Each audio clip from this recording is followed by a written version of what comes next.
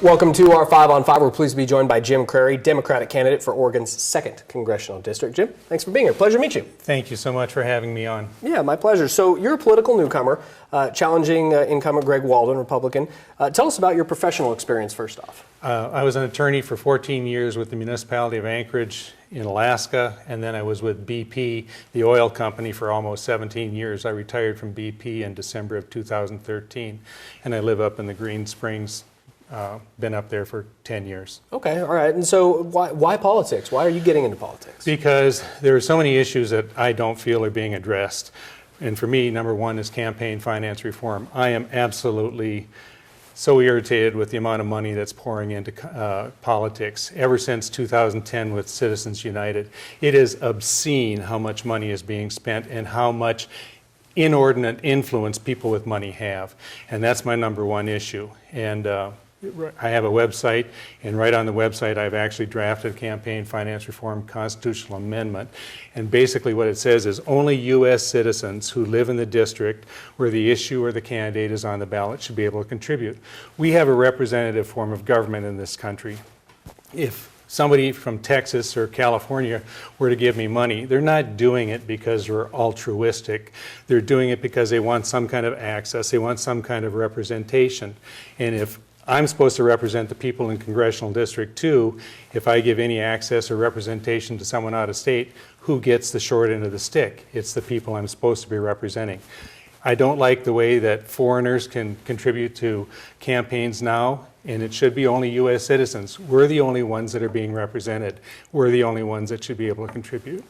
With the obvious divisions that we have in Washington, what makes you think that you can get in there and maybe bridge that divide? I don't have any illusion that I'm going to go to Washington and all of a sudden everything is going to change.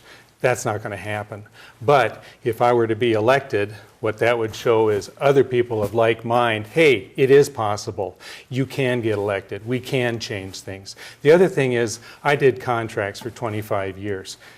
I worked with people that as long as you can agree that this is the problem, then you may come at it from this direction and I may come at it from that direction. But we can come at together and solve the problem. I don't get everything I want. You don't get everything you want. But doing contracts taught me a lot. And I drafted a lot of contracts. I negotiated big contracts as well. All right, we're going to take a quick break. Not much more in a moment. Stay with us. Welcome back to our 5 on 5. Again, we're here with Jim Crary, Democratic candidate for Oregon's 2nd Congressional District. Jim, you were talking about campaign finance reform. What other issues do you feel strongly about? Climate change. Absolutely climate change. If anyone that lives in this country and denies that there's climate change, I don't know where you're living or what you're thinking. I work for BP. BP is an oil and gas company. BP and 5 other major oil companies are in favor of a carbon tax. I'm in favor of a carbon tax as well.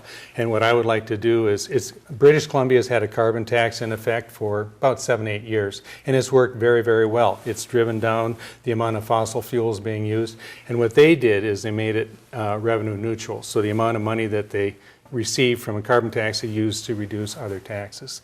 That would be a possibility. But we need to address climate change. I'm afraid that it's already too late. And I just think we have to act. We don't have the luxury of waiting any longer. What do you see that needs to be changed at the federal level here in Southern Oregon? In Southern Oregon, well, for me, the big thing would be to actually represent the people in Congressional District 2. Go over to Klamath Falls. They reached an agreement there on the water agreement, and it was Indians on one side, the Native Americans, and it was ranchers and farmers on the other side. They sat down.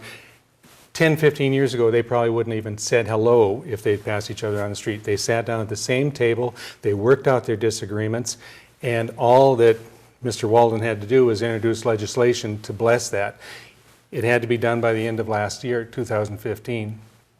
In November of last year, he introduced some legislation that was totally opposite of what they had agreed to. And what I'm saying is I want to represent the people in Congressional District 2. If I had been there, I would have had legislation introduced the next day, because if I can have people that are on opposite sides sit down and work out their disagreement, that is something that I would absolutely bless, encourage, and support. Great to meet you. Thank you so much for being here. Thank you so much for the time. I really appreciate it. My pleasure. Stay with us. We'll be right back.